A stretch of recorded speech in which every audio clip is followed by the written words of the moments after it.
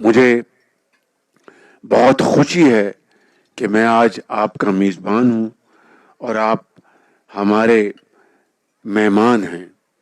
اور اگر مہمان نوازی میں کوئی کمی رہ گئی ہو تو میں آپ سے معافی کا خواستگار ہوں۔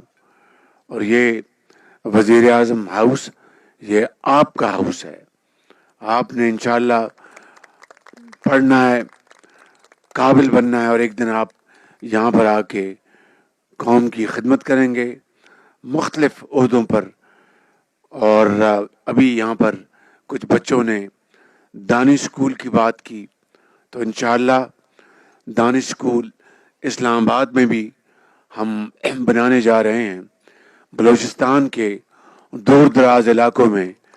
کشمیر کے علاقوں میں اور گلگت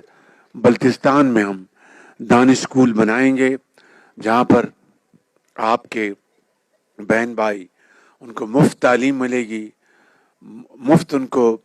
جو تمام اخراجات وہ مفت ہوں گے، اور وہاں پر بورڈنگ ہاؤسز ہوں گے، کھانا فری ہوگا، وردی فری ہوگی، کتابیں فری ہوں گی، اور بہت قابل اساتذہ ان بچوں اور بچیوں کو تعلیم کے